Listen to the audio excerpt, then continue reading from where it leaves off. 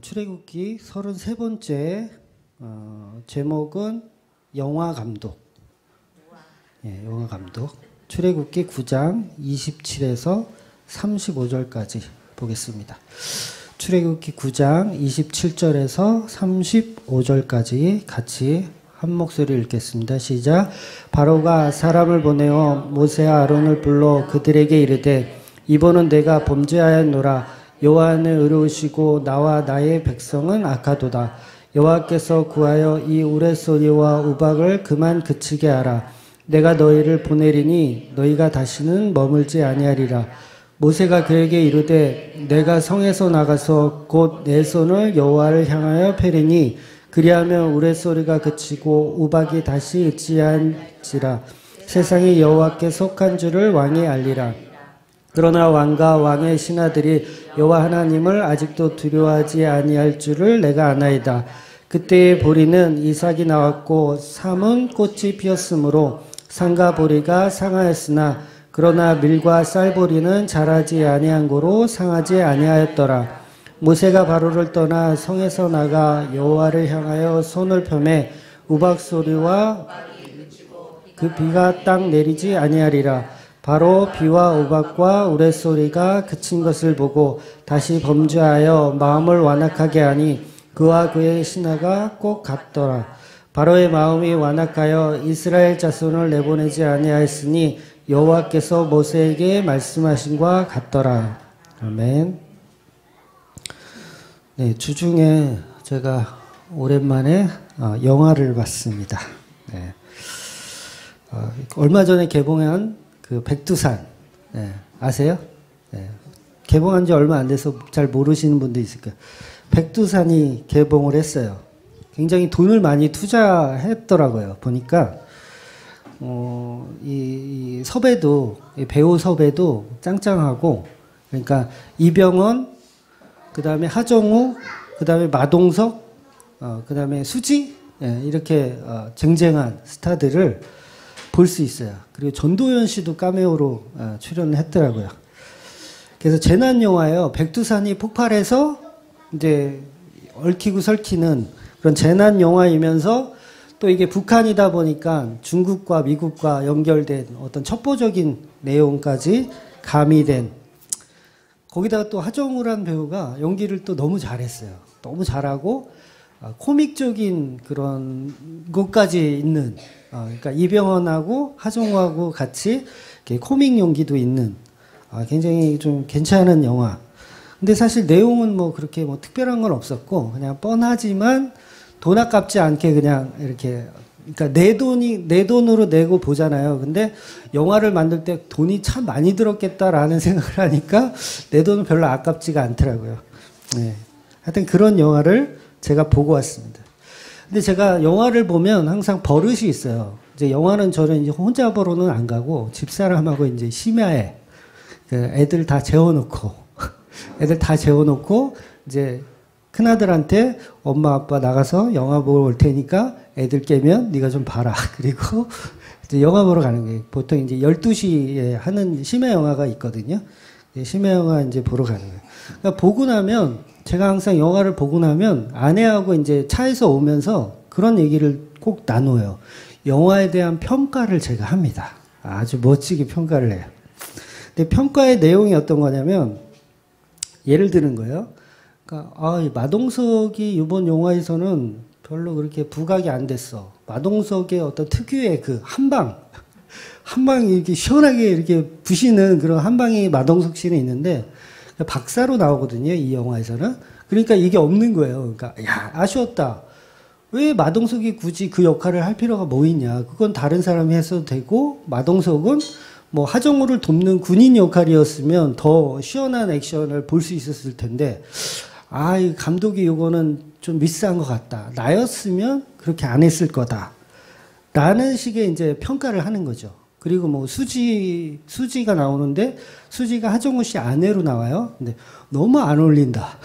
나이 차이도 거의 내가 봤을 때 20살 가까이 차이 나는 것 같은데, 아내 역할로 너무 안 어울린다. 왜 수지를 여기다 캐스팅을 했는지, 이 역할로 좀 이해가 안 간다 라면서 제가 굉장히 건방지게 이렇게 평가를 하더라는 거죠. 이 감독을. 그러니까 배우의 섭외는 어떻게 했을 것이고 이 장면은 또 이렇게 연출하면 이건 아니야. 이건 흥행이 안 돼. 이거 말고 여기서 반전을 줬어야지 이렇게. 예를 드는 거예요. 이렇게 반전을 줬어야지. 그러면 더 이게 더 스토리가 짱짱해지고 아니 왜 영화를 찍을 때 나한테 전화를 해서 이 스토리를 이렇게 쓰면 되겠습니까? 라고 물어보질 않고 왜 영화들을 이렇게 만드는 거야. 그 영화가 이렇게 재미가 없잖아. 이러면서 제가 평가를 하더라는 거죠. 근데 이건 제가 비전문가이기 때문에 한마디로 엉터리 평가를 막 제 나름대로 그냥 막 하는 거죠. 그러니까 이런 평가들을 만약에 진짜 평론가가 이런 식으로 제가 하는 것처럼 평가를 하면 온 동네의 욕은 다 먹을 거예요. 그렇잖아요. 그게 무슨 평가냐. 말도 안 돼. 너는 평가할 수 있는 자질도 없는 사람이라고 막 욕을 할 거예요. 그러니까 감독을 무시하는 발언들이죠. 대부분이. 뭐 배역 섭외가 잘못됐다. 스토리는 이렇게 하면 안 된다. 여기서 반전을 줘야 된다라는 식. 그런데 진짜 평론가들은 어떻게 평론을 할까? 진짜 평론가들은 감독이 의도하는 바가 무엇인지, 또 관객이 영화를 보고 나서도 놓칠 만한 것들, 그런 것들을 딱 찾아내서 알려주는 게 사실 평론가의 재미거든요. 그래서 평론가의 그 평론을 보고서 또 영화를 보고 나서도 그 평론을 읽고 이러면서 영화를 보는 한층의 재미를 더 느끼게 해주는 게 평론가들의 역할인 거라는 거죠. 근데 저는 그런 감독의 의도나 어떤 그런 걸 다 무시하고 내 나름대로 재평가를 그냥 해버린다는 거예요. 그래서 이게 오전에도 제가 잠시 설명을 드렸지만 이런 방식이 성경을 이해하는데도 너무도 중요한 팁이 된다는 거예요. 그래서 제가 오전에 했던 얘기를 조금 반복해서 더 디테일하게 좀 설명을 드리려고 그래요.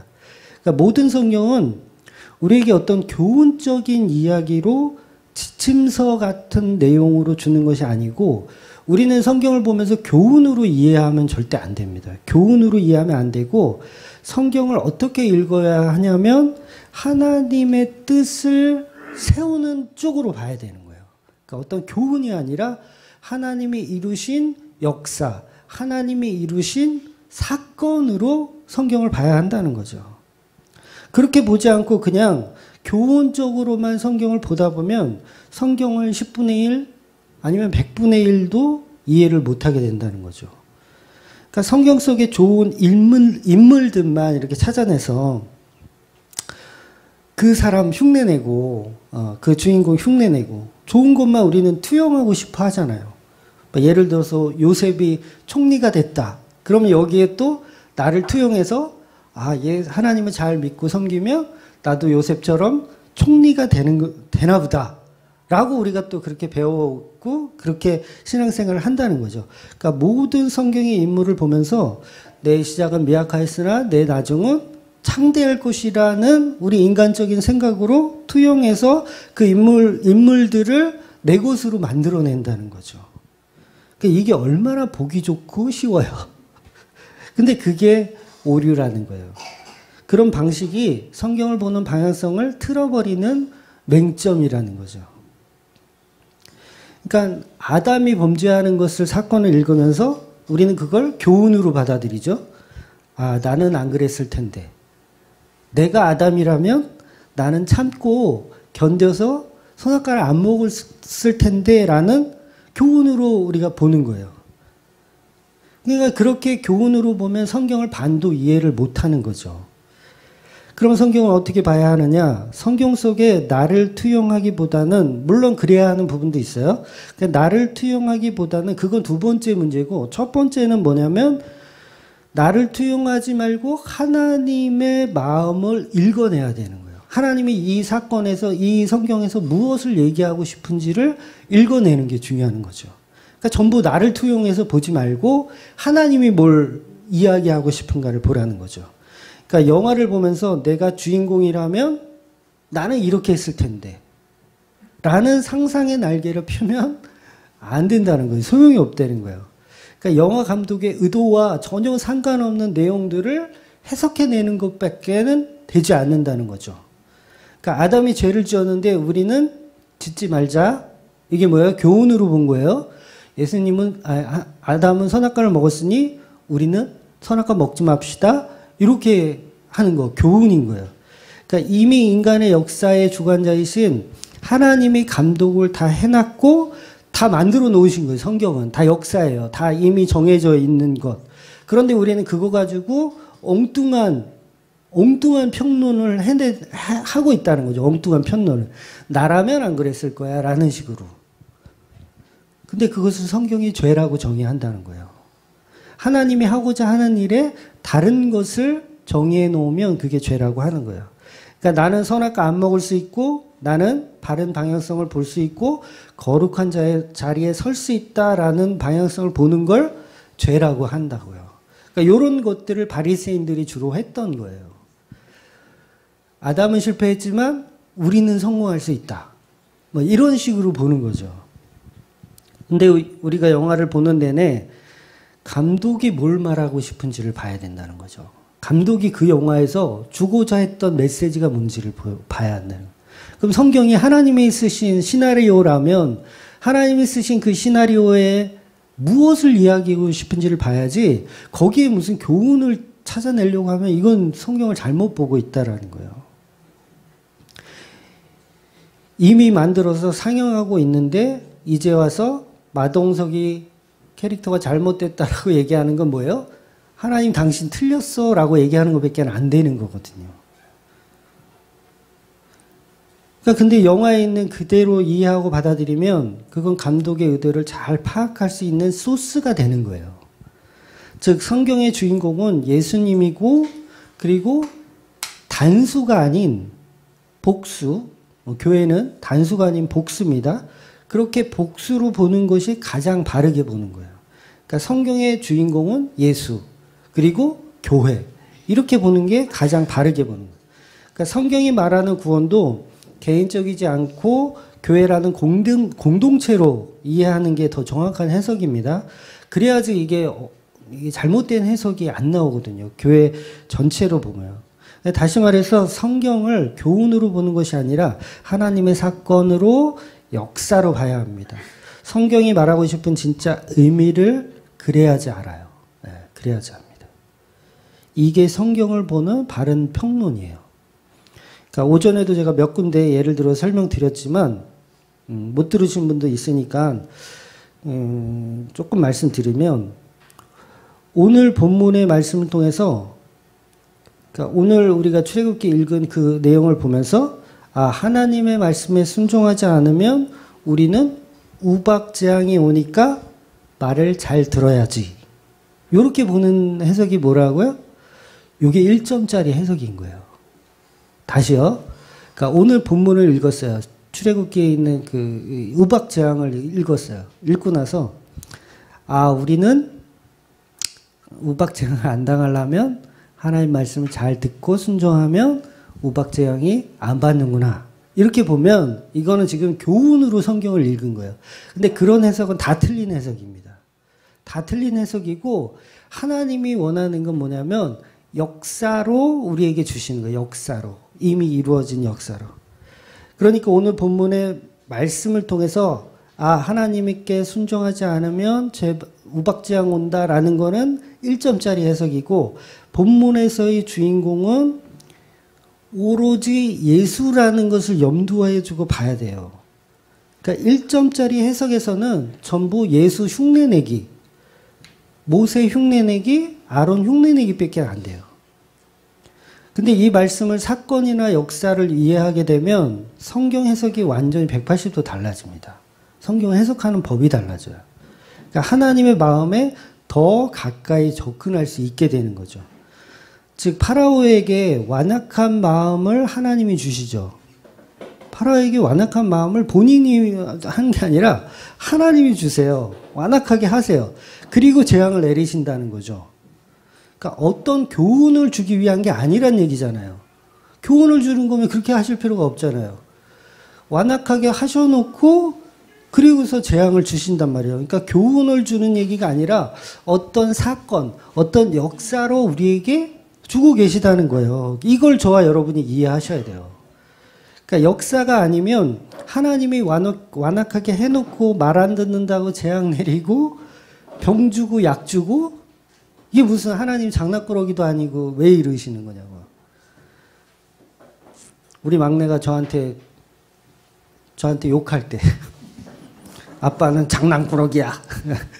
아빠는 장난꾸러기야. 막 이렇게 욕하는데 장난꾸러기냐고요. 하나님이 완악하게 해놓고 말 안 듣는다고 우박재앙 벌이고. 그러니까 하나님이 우리에게 어떤 큰 사건을 통해서 말하고 싶은 내용이 있는 거예요. 그 내용은 선포예요. 선포, 역사예요. 그러니까 우리 보고 옳고 그름을 판단하여 이 역사를 살아내라는 뜻이 아니에요. 그러니까 이 사건을 보면서 너희가 옳고 그름을 판단하여 역사를 살아내라는 게 아니라 성경은 이미 우리에게 완성된 역사로 은혜로 보여주시는 거예요. 뭔가를 지금 말하고 계신 거죠. 역사를. 그러니까 만들어진 거, 다 만들어진 거를 우리에게 툭 던지시는 거예요. 그러니까 문제집을 탁 줘서 이거 풀어? 이게 아니라 이미 다 완성되어 있는 책을 주시는 거라고요. 요 개념인 거예요.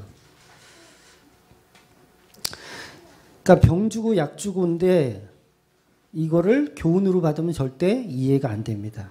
그러니까 이걸 율법으로 받으면 안 되는 거예요. 율법으로. 절대 먹으면 안 돼? 선악과를 딱 던져주고 절대 먹으면 안 돼? 이게 뭐예요? 이것도 장난꾸러기잖아요. 하나님 장난꾸러기. 하나님이 온 세상을 창조하시고 선악과를 일부러 만드시잖아요. 동상 중앙에 너무도 잘 보이는 곳에 맛대가리나 없게 만드시지. 또 맛있게 만드셔가지고 너무 맛있게 생겼어. 그리고서 선악과 먹으면 죽는다? 이렇게 율법을 주세요.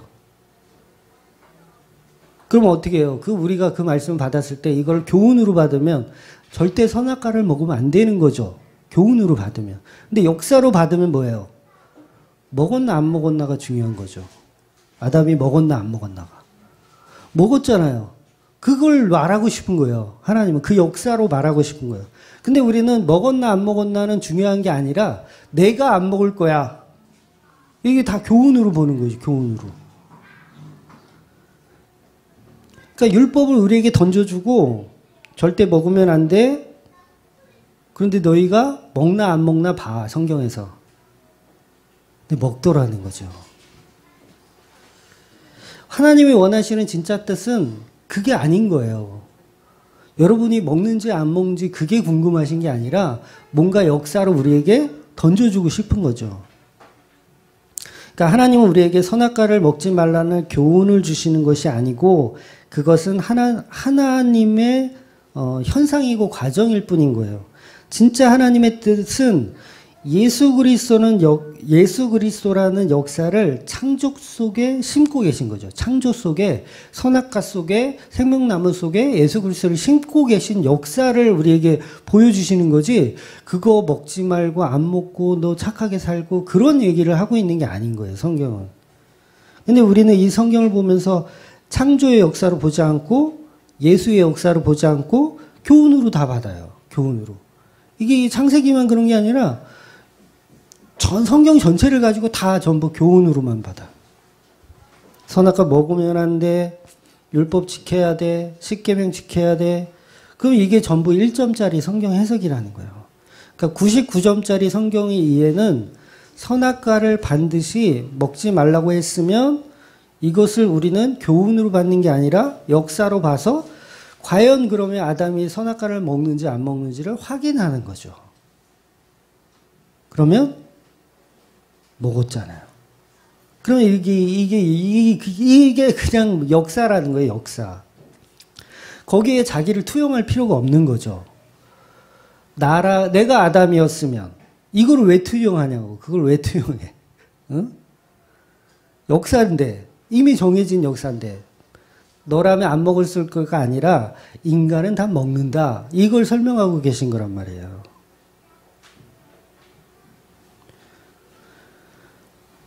이거를 제가 계속해서 설명하고 있는 거예요.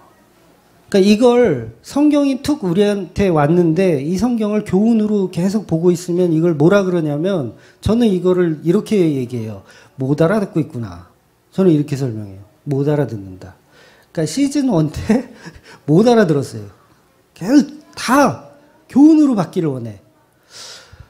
술 먹지 말라는 설교 좀 하면 안 돼? 뭐 이런 식으로. 술 먹지 말라는 설교 좀 해줘. 뭐 하지 말라는 설교 좀 해줘. 이게 뭐예요? 못 알아듣는 거예요. 못 알아듣는 거.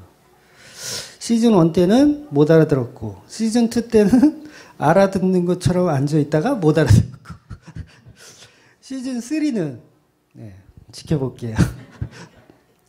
그럼 알아듣는 사람들은 어떤 사람들이냐면, 성경을 역사로 이해해서 말씀으로 결과의 선포로 보는 거예요. 모든 건 다 하나님이 이루신, 예수가 다 이루신 결과로 성경을 보는 거예요. 그러니까 아담이 먹었나 안 먹었나를 보는 사람들입니다. 자기라면 안 먹었다 이렇게 보는 게 아니라 그건 교훈으로 보는 거고, 역사로 보면 아담이 먹었다 안 먹었다. 그 역사에서 나를 투영하는 거죠. 그 역사에서 나를 투영하는 거예요. 나도 선악과 먹은 아담이구나. 이거를 보는 게 역사를 제대로 읽는 거죠. 이것을 본 사람들이 성경을 교훈으로 보지 않고 역사로 보는 눈을 가진 거예요. 그러니까 여러분이 영화를 보면서 주인공에게 나를 투영해서 나라면 이렇게 했다, 저렇게 했다 생각하는 것은 이거는 평론이라고 할 수 없는 거잖아요. 그건 말 그대로 어린아이 수준 같은, 저같이 비전문가인 평론을 하는 거죠. 근데 진짜 전문가들은 감독의 의도를 정확히 관객에게 이렇게 설명해 주는, 그게 진짜 평론가라는 거죠. 평론가가 평가를 하는데 뭐 자기라면 막 시나리오를 이렇게 썼을 것이다, 저렇게 썼을 것이다, 이 역할은 배우가 누구를 했을 것이다 막 이러면 그게 무슨 평론이에요. 감독 욕하는 것밖에 안 되는 거죠. 그러니까 상업주의에 빠진 그런 영화를 만들어냈다고 욕하는 것밖에 안 되는 거예요. 근데 우리가 그런 평가를 하나님한테 하고 있다는 거예요. 하나님이 아담을 만드셔서 그 역사를 다 이렇게 진행을 해 놔주셨는데 우리가 그 아담에게 투영해서 나라면 그렇게 안 했어. 나라면 선악과 안 먹고 버텼을 거야. 나라면 이스라엘 백성들처럼 불평 안 했을 거야. 나라면 그렇게 모세를 원망하지 않았을 거야. 내가 파라오라면 나는 최소한 이렇게 하진 않았을 거야 라고 자꾸 나를 투영해가지고 하나님의 역사를 자꾸 흔든다는 거죠. 우리가 계속 그렇게 해왔고 지금도 하고 있고. 그러면 이게 하나님 보실 때는 이건 뭐냐, 얘는 뭐냐. 근데 전부 그러고 있잖아요. 우리가 전부 이런 식으로 해서 하나님을 평가하여 우리가 신앙생활을 하고 있다는 거예요. 그럼 진짜 성도는 감독의 의도, 하나님의 의도를 파악하는 것을 중요하게 생각한다는 거죠.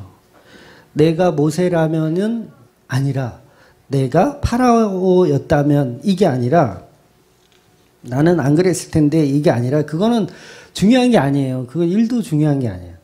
그러니까 하나님의 의도가 어디에 있는지를 보는 게 중요한 거죠. 모세와 파라오의 행동이 어떠했는가가 중요한 거예요.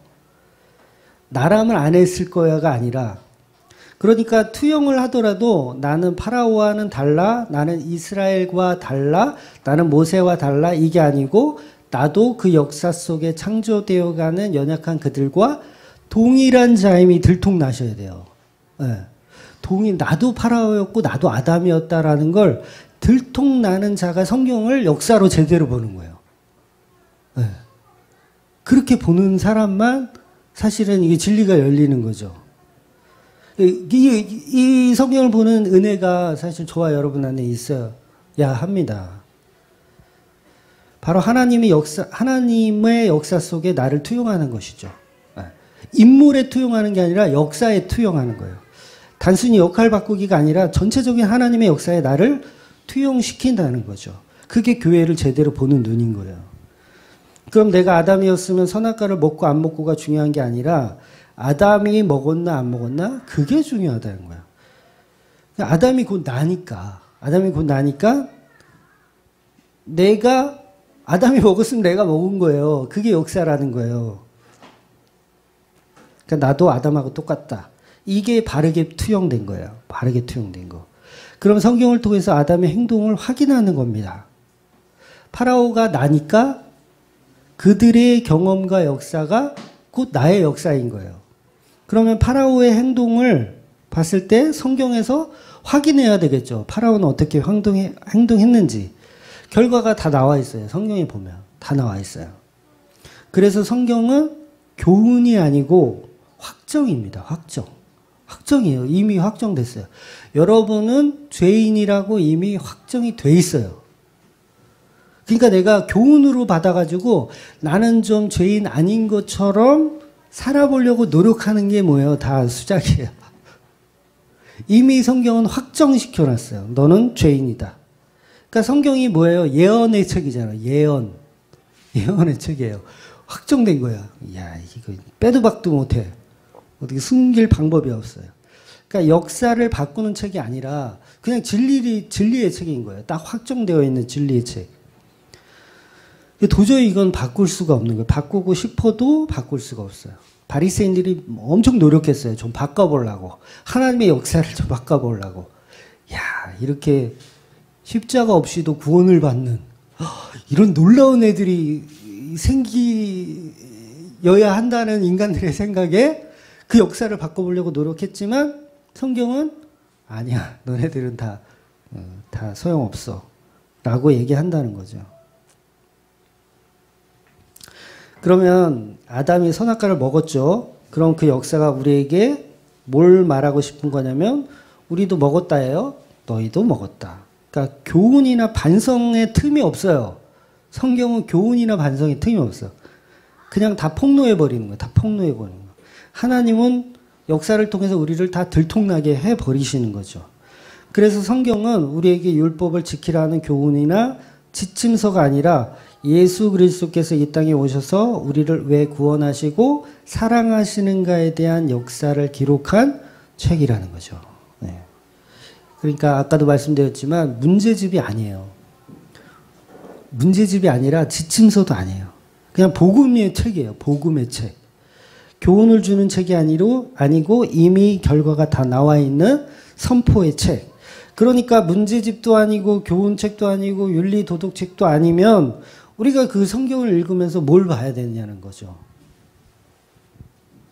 이것저것 해봐야 다 소용없구나. 오직 예수만 답이구나. 그렇게밖에 성경을 볼 수가 없는 거예요. 근데 감독의 의도는 다 무시하고 엉뚱한 평론들만 내놓고 있잖아요, 우리가. 그런 엉뚱한 평론들을 하는 사람들을 성경이 바리새인이라고 하는 겁니다. 나는 아담처럼 안 그런다. 나는 파라오처럼 안 그런다. 이게 다 전부 말씀을 교훈으로 받아서 열심히 지키려고 노력했던, 실제로 지켰다고 착각하고 있었던 바리새인들의 모습이라는 거죠. 그게 오늘날로 치면 뭐 신천지인이라든가 구원파, 뭐 율법주의자들, 그리고 교회에서 윤리도덕을 찾는 사람들, 건강한 교회 만들기 하는 사람들, 이게 전부 그거에 해당되는 거예요. 그러니까 99%의 사람들이 성경을 보면서 역사적인 복음으로 보는 것이 아니라 문제집으로 다 봐요. 문제집. 어떤 교훈, 문제집. 그러니까 뭔가를 지켜내고 훈련하고 뭔가를 해내야 되는 그런 문제집으로 보는 거죠. 이게 지금 교회들의 현실이에요. 저와 여러분의 현실이고. 이게 사실 불교의 영향을 너무 많이 받았어요. 불교가 너무 이제 오랜 역사를 우리나라에 갖고 있어서 불교는 100% 역사가 아니고 교훈이거든요. 불교에서 역사를 말하지 않아요. 불교에서는 교훈을 말해요. 너 이렇게 살아야 되고 저렇게 살아야 되고 착하게 살아라 뭐 이렇게 얘기하는 게 불교라고요. 자비해라, 온유해라, 성내지 마라, 이게 다 불교에서 주는 100% 교훈이라고요. 근데 기독교도 똑같이 그거 따라가는 거죠. 아, 우리도 교훈을 말해야 되나 보다. 그래서 교회에서도 그러잖아요. 음란하지 마라, 뭐 원수를 사랑해라, 구제해라, 봉사하라, 온유해라. 이러고 있으면은 뭐가 다른 거냐고요. 불교하고. 복음의 수준도 안 되는 거예요, 사실은. 복음의 수준. 그러니까 요즘 교회들이 계속해서 어떻게 하면 십계명을 잘 지킬까? 이 수준에서 못 벗어나고 있어요. 아직도 못 벗어나고 있어요.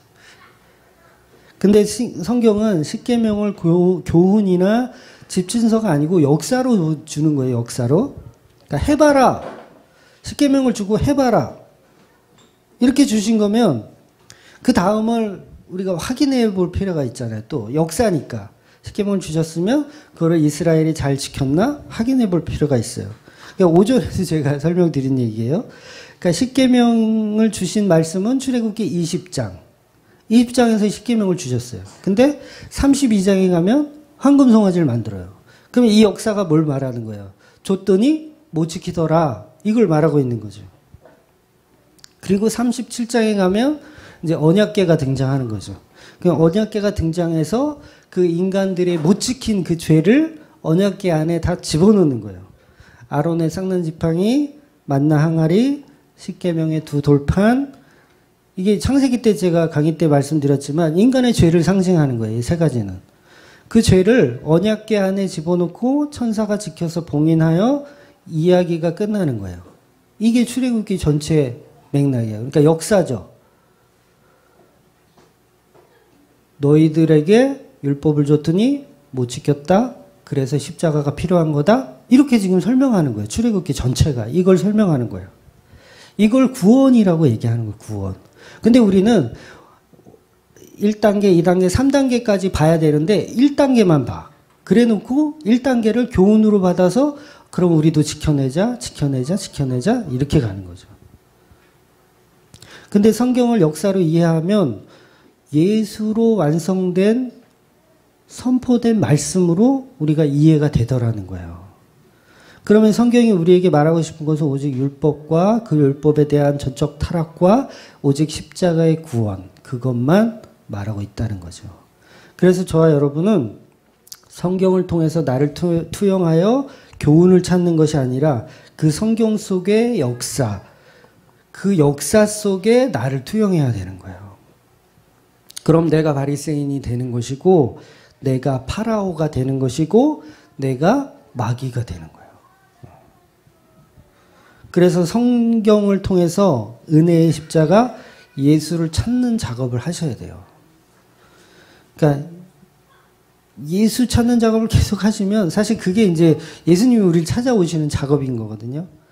그럼 내가 바리새인이고 내가 파라오고 내가 사탄 마귀였다라는 걸 이제 알게 되는 거죠. 그래서 성경을 통해서 은혜의 십자가 예수만 보이게 되는 거예요. 그런데 홍수처럼 쏟아지는 설교들이 전부 나를 투영해서 바른 성도 되기. 그게 전부잖아요. 깨끗한 교회 만들기. 건강한 교회 만들기. 윤리 도덕으로 사회의 본이 되는 교회 만들기. 구제하고 봉사해서 이웃에게 인정받는 교회 만들기. 결국 다 이게 우상숭배라는 거예요. 우상숭배예요, 이게. 아직도 1단계에 머물러 있는 성경을 교훈으로 받아서 그것을 실천하고자 노력하는 사람들이에요. 그러니까 이게 십자가의 본질을 다 놓치게 만들어버려요. 십자가의 본질을. 십자가가 아니면 우리는 다 우상숭배하는 거예요. 여러분 교회에 나오셨어요? 십자가가 없으면 우상숭배하고 있는 거예요. 교회가요. 윤리적으로 좀 더러워도 돼요. 더러워도 돼요. 진짜 그래요. 더러워도 돼요. 담임 목사가 패러리 끌고 다녀. 네? 패러리 뭔지 아시죠? 스포츠카 몇 억씩 하는 패러리 끌고 다녀. 별장이 있어. 한 200평 되나 봐. 담임 목사가. 야. 근데 그게 중요한 게 아니에요. 그 능력 때문에 그렇게 타도 돼요. 저는 그거 아무 문제 안 된다고 봐요. 근데 목사는 반드시 십자가를 설명해야 돼요. 그건 중요한 게 아니에요. 그 사람이 어떤 윤리나 도덕을 갖고 사는지, 무슨 청빌한지, 봉사를 많이 하니, 그건 1도 중요한 게 아니라, 그 사람이 정말 목사라면 십자가 예수를 설명하면 그만입니다. 근데 반대의 경우가 있어요. 아무리 청빈하게 살고, 이웃을 많이 구제하고, 봉사하고, 막 이렇게 막 열심히 살아도 그 안에 십자가를 전하지 못하면 그거 교회 아닌 거예요. 교회 아닌 거예요. 그러니까 목사가 앉아가지고 매주 설교를 하는데 어려운 사람들 도와줬던 이야기. 내가 뭐 필리핀 선교를 갔는데 그때 막 이렇게 어려운 사람도 있어가지고 내가 이렇게 기도해가지고 그 사람 막 치료해주고 막 이런 봉사했던 내용들. 이게 전부 우상숭배라는 거예요. 그러니까 우리가 자랑할 것은 십자가 말고는 없거든요. 십자가 말고는 없어요. 근데 그게 잘 안 되잖아요. 저도 자랑하고 싶어서 아침에도 저 안 사람 자랑하고. 그래서 우리는 답이 없는 거죠. 계속 답이 없는 거죠. 그러니까 예수 십자가 없으면 답이 없구나. 근데 전부 내가 주인공이 되어서 성경을 보다 보니 이게 이해가 안 되고 전부 윤리도덕으로 보는 겁니다. 그러니까 교회에 앉아가지고 주일 성수해야 된다, 11조 해야 된다, 새벽기도 해야 된다. 요딴 걸로 성도의 가치를 매기더라는 거죠. 그러니까 담임 목사 자체도 복음을 모르니까 누가 누구를 평가하겠어요. 이게 안 되는 거죠. 그냥 우리 목사님 겸손한가? 그거 보는 거예요. 그러니까 교회를 정하는데 보통 성도들이 이사를 와서 교회를 정하는데 그 교회 목사가 성품이 어떤지 이런 거 보잖아요. 성품이 어떤지 아니면 겸손한지 아니면 청빈한지. 그러니까 교회를 정하는데 담임 목사가 페러리를 타고 다녀. 그러면 일단 땡 탈락이잖아요. 아니에요, 여러분? 내가 교회를 정하려고 그러는데 담임 목사가 페러리를 타고 다녀. 막 3억짜리 차를 10억짜리 차를 타고 다녀. 그럼 그 교회에 여러분 다니고 싶겠어요? 안 다니잖아요. 근데 옆에 교회를 봤더니 맨날 지질이 궁상이야. 되게 못 살아. 근데 굉장히 막 선하고 착하셔. 근데 교회를 정하는데 페러리 타는 사람은 예수 그리스도의 십자가를 정확히 정하는 사람이고 여기 청빈한 사람은 예수 십자가는 없고 맨날 자기 봉사했던 이야기만 해. 그럼 어느 교회를 여러분이 가셔야 되냐고요. 제가 극단적인 표현이지만 물론 뭐 그런 경우는 그런 교회는 없겠지만 극단적인 표현이지만 페러리를 타는 목사님 곁으로 가셔야 되는 거예요, 여러분은. 왜? 거기에 십자가의 선포의 말씀이 있으니까. 그게 뭐가 중요해요, 그게. 저도 언제 스포츠카를 타고 사고 올지 몰라요. 네. 그러니까 우리 담임 목사가 얼마나 겸손한가 착한가 청빈한가 이거는 1도 중요한 게 아닙니다. 그 사람 성격이 더럽다? 괜찮아요. 들어오면 어때? 들어오면 나도 들어온대. 어? 들어오면 어때? 그건 중요한 게 아니라 정말 예수 그리스도의 그 역사로 읽어내고 있는지.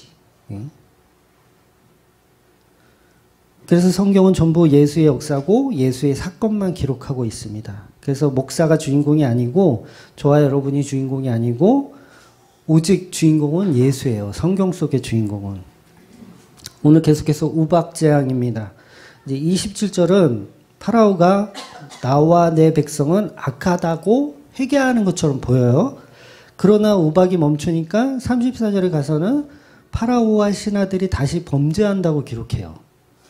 그러면 성경이 파라오처럼 여러분도 하나님께 좀 이렇게 좀 대들지 말고 좀 개기지 말고 말씀을 잘 듣고 순종하라는 말씀인가? 오늘 본문이 파라오처럼 까불지 말고 이거 역시 교훈으로 보는 거죠. 교훈으로 보는 거. 그 설교는 틀린 설교예요. 잘못된 설교예요. 그러니까 제가 설교를 하는데 여러분 파라오처럼 이렇게 말을 안 들으면 우박재앙이 옵니다. 그러니까 여러분 하나님 앞에 정말 순종하시고 하나님 말씀을 잘 들어서 그 우박의 재앙을 면하셔야 됩니다. 이렇게 설교를 하면 이게 틀린 설교라고요. 엉뚱한 설교를 하고 있는 거예요. 그러니까 역사로 보지 못하고 교훈으로만 봐서 설교하는 거죠. 그러니까 진짜 교훈은 그게 아닌 거죠. 그러니까 바른 설교는 뭐냐면 파라오의 모습이 저와 여러분의 모습입니다. 우리는 이 상황에서도 하나님을 안 믿고 우리가 살 길을 찾아가는 그런 불쌍한 인간입니다. 이게 성경이 말하고 있는 역사입니다. 우리 이 역사를 인정하는 자가 성도입니다. 이런 설교를 여러분이 들으셔야 돼요. 네. 그러니까 하나님께 회개하는 척하고 교회 다니는 거예요. 자꾸 학습되는 거죠. 그게. 자꾸 문제집 푸는 걸로, 문제집은 여러분 반복적으로 풀어야지 이게 공부를 잘해요. 계속 풀어야 돼요. 그쵸, 선생님? 계속 풀어야 돼요. 특히 수학 같은 거는 계속 풀어야 돼요. 그러니까 교회에 앉아서 윤리도덕을 탁 펴놓고 계속 푸는 거야. 그래서 자기가 지금 뭘 하고 있는지도 몰라. 계속 수학 문제 풀고 있는 거예요. 교회에 앉아서. 그게 뭐예요? 회개하는 척 하고 있는 거예요. 회개하는 척.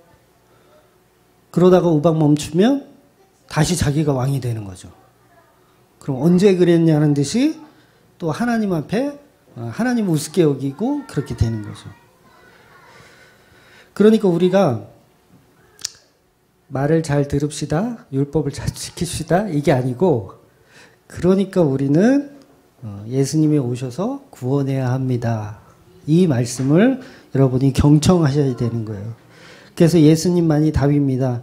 그런 설교를 여러분이 들으셔야 합니다. 성경이 파라오처럼 하지 말라는 교훈이라면 하나님이 자꾸 파라오의 마음을 완악하게 하실 필요가 없어요. 이 무슨 뭐야 이게. 완악하게 하고 불순종하면 또 죄짓게 하시고 이게 죄를 조장하는 것밖에 더 돼요? 이거를 교훈으로 받으면 조장하는 거예요. 그러니까 그 무식한 사람들이 그런 질문을 하는 거예요. 하나님이 선악과 왜 만들었냐? 하나님이 죄를 조장하는 거냐? 이렇게 따진다고요. 무식한 거예요. 역사를 못 읽는 거죠. 아직까지. 역사를 못 읽고 교훈으로 찾으려고 하니까 그게 안 풀리는 거예요. 선악과를 만드신 거는 하나님 만드신 거예요. 왜? 이거 먹고 너희들이 얼마나 죄인인 거를 알라고 주신 거예요. 이게 뭐예요? 역사라는 거예요. 이게. 교훈이 아니고. 바로 이것이 하나님이 파라오를 이용하여 역사를 쓰고 계신 겁니다. 이용하는 거예요. 이용하는 거. 하나님이 파라오를 이용하는 거. 왜? 역사를 만들기 위해서. 그러니까 완악하게 했다가 죄짓게 했다가 다시 재앙을 내리시고 또 완악하게 했다가 죄짓게 했다가 또 이렇게 반복적으로 하는 거예요. 이 반복적으로 하는 게 뭐예요? 역사를 쓰고 계신다는 거예요. 역사를 쓰고 계신 거. 그럼 저와 여러분이 이 역사 속에서 살다 보면 죄를 짓잖아요. 그 뭐예요? 역사를 쓰고 계신 거예요. 무슨 역사? 예수를 만나기 위한 역사를 쓰고 계신 거예요. 그래서 여러분이 죄를 지을 때마다 어떤 교훈적인 개념에서 그거를 탈출하려고 하지 마세요. 보통 보면 청소년들한테 제가 옛날에 이제 사역을 할 때도 청소년들은 힘든 게 그거거든요. 음란한 거. 음란한 거 이기는 게 그게 힘들어요. 그러면 많은 목사님들이 그러죠. 뭐 야동 보지 마라, 뭐 하지 마라, 뭐 이런 식으로 다 설교를 한다고요. 그게 아니라는 거예요. 그런 얘기를 하고 있는 게 아니라 그것을 통해서 네가 얼마나 연약하고 너가 얼마나 구원받을 수 없는 죄인이라는 것을 깨달으면 되는 거예요. 깨달으면 되는 거예요. 그러니까 성경은 그 역사를 지금 우리에게 펼쳐놓고서 강의를 하고 있는 강의를. 숙제를 주는 게 아니라 예수님이 우리한테 숙제 주시는 분이 아니에요. 선포하고 계신 분이에요. 너는 성도다. 너는 십자가의 피로 구원했다라고 선포를 하시는 거지 숙제를 탁 던져주고 이 숙제 다 풀어와 내일까지. 안 그러면 지옥이야. 이게 뭐예요 이게. 근데 진짜 교회에서 그렇게 가르치고 있다니까요. 하나님은 감독이세요. 감독. 우리 인생의 감독이시고 이 세상의 역사를 주관하시고 이미 다 짜여진 각본이 다 있어요. 완성된 세상이에요. 그러면 우리가 무엇을 파악해야 되냐면 감독의 의도를 파악해야 돼요. 내 생각이 중요한 게 아니에요. 내 생각은 중요한 게 아니고 영화는 이미 만들어져서 상영이 되고 있어요. 이미 만들어졌어. 그러면 그때 이미 만들어졌는데 내 생각과 내 의도가 무슨 도움이 돼요? 다 이미 만들었는데. 이미 백두산은 만들어져서 벌써 몇만 관객을 벌써 몰고 있는데 흥행하고 있는데 내가 이제 거기다가 대고 야 배역 바꿔. 그건 틀린 것 같아. 야 마동석이 그 역할밖에 안 돼? 다른 역할로 줘야 돼? 이러면서 막 하면 이게 뭐예요? 이거는 주리를 틀어야 돼요. 쫓아내야 돼요. 쫓아내야 돼요. 하나님의 역사 안에. 그래서 그런 것들을 다 하나님이 죄라고 얘기하는 거예요.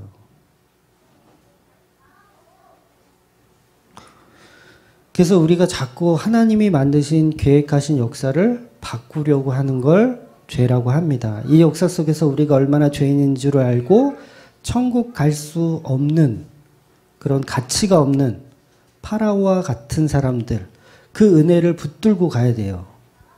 근데 그렇게 봐야지 성경을 바로 보는 겁니다. 이 역사를 이해하라고 파라오를 완악하게도 하고 하나님이 재앙을 내리기도 하고 그렇게 지금 한마디로 쇼를 하고 계신 거예요. 어떻게 보면 쇼를 하고 계신 거예요. 예수 그리스도의 십자가를 드러내기 위한 작품을 하나님이 만들고 계신 거예요. 만들고 계신 거예요. 성경의 모든 역사가 마찬가지예요. 하나님이 만들고 계신 거예요. 감독하고 계신 거예요. 그러면 이 역사가 우리에게 말하고 싶은 게 뭐냐면 역시 인간은 죄인이다. 그것밖에 말하고 싶은 게 없는 거예요. 우리 인간은 죄를 지을 수밖에 없는 존재이다. 이거를 설명하고 싶은 거예요. 그래서 그 죄를 해결할 수 있는 유일한 방법이 오직 10번째 재앙인 6월절의 어린 양 예수 그리스도밖에 없다라는 역사를 우리에게 설명하고 있는 내용이 출애굽기라는 거예요. 그러니까 정리를 좀 해드리면 우린 죄에서 자유할 수 있는 방법이 1도 없는 겁니다. 모든 사람은 죄에서 자유할 수가 없어요. 우리가 아까 찬양 드렸잖아요. 죄에서 자유를 얻게 함은 보혈의 능력 주의 보혈 시험을 이기는 승리되니 참 놀라운 능력이로다. 주의 보혈 능력이 또다. 주의 피 믿으오. 이렇게 찬송은 불러놓고 전부 자기 능력으로 죄에서 자유하다고 얘기해요. 교회 다니는 사람 다 똑같아. 주의 능력으로 그 피의 능력으로 자유하다라고 찬송을 그렇게 해놓고서 전부 윤리도덕 챙겨서 죄를 해결해 보려고 그래. 전부 스님들이야. 어떻게 교회에서. 죄를 이길 수 있는 방법은 오직 십자가의 능력밖에 없다고 찬양을 해놓고서 자꾸 우리는 그 십자가는 치우고 나의 선함과 나의 착함으로 뭔가를 좀 해보겠다고 하는 거. 이게 다 죄라고 얘기하는 거예요. 죄라고. 그러니까 우리는 계속 죄를 짓고 있는 거예요. 죄를. 그러니까 오늘 본문이 파라오를 통해서 저와 여러분에게 그것을 폭로하는 겁니다. 네. 그러니까 여러분 우리가 가야 하는 목적지는 그래서 십자가밖에 없는 거예요. 다른 길이 없어요. 다른 방향도 없고요. 성경은 확정했어요. 그 길을 확정해 버렸어요. 우리가 뭐 요새 그런 거 있더라고요. 방탈출 게임. 네. 해봤어요? 수아 해봤니? 방탈출 게임? 네. 조금 더 크면 하게 될 거야. 네. 그런 게임 같은 게 있어요. 근데 미션이나 어떤 방탈출 게임처럼 성경이 우리에게 그런 어떤 미션을 던져주는 게 아니라는 거죠. 길은 오직 하나밖에 없다. 길은 오직 하나다. 그 길만이 살 길이고 그 길만 없어. 다른 건. 그 길이 다야. 그게 바로 십자가의 길이라는 거예요. 십자가의 길. 다른 길은 없어요. 근데 우리가 자꾸 다른 길을 찾으려고 하잖아요. 그럼 뭐예요? 그게 교훈으로 보는 거예요. 하나님의 말씀을 교훈으로 보는 거예요. 그러면서 나 문제집 이만큼 풀었다? 나 이제 중학교 뛰고 이제 고등학생 할 자격 있다? 막 이러는 거죠. 근데 예수님이 오셔서 그 문제집 다 찢어버리시는 거예요. 다 찢어버리고 너는 내 허락으로만 구원이 있어 라고 얘기하는 거예요. 그럼 어떻게 다 찢어져야지. 응? 다 찢어져야지. 그 찢어진다는 게 뭐예요? 십자가의 은혜를 붙드는 저와 여러분이 되라는 거예요. 그럼 문제집 같은 거는요. 예수 십자가 안에 있으면 다 풀려요. 다 풀려. 그러니까 제가 윤리도덕이 안 지켜야 되고 뭐 필요 없다라는 얘기가 아니에요. 정말 예수 그리스도의 십자가의 은혜가 체험된 사람은 그 문제집 딱 보면 다 풀어. 그냥 아주 쉽게 다 풀리는 거예요. 그런 개념으로 여러분이 이해하셔야 돼요. 그래서 예수 십자가만이 오직 길이고 그것만이 우리를 바른 길로 인도할 수가 있는 거예요. 그래서 성경만 바르게 보면 법 없이도 삽니다. 네. 법 없이도 살아요. 정말. 네. 정직하게 될 수밖에 없거든요. 하나님 앞에 서기 때문에 정직하게 될 수밖에 없어요. 근데 우리는 너무 거꾸로 돼 있어요. 네. 역사를 읽어내지 못하고 교훈으로 보다 보니까 인간은 어쩔 수가 없잖아. 네. 교훈으로 보고 싶어 해요. 왜? 은혜는 싫거든요. 뭔가 가치가 없으니까. 그 은혜를 붙드는 저와 여러분 되시기를 주의 이름으로 축원합니다. 기도하겠습니다.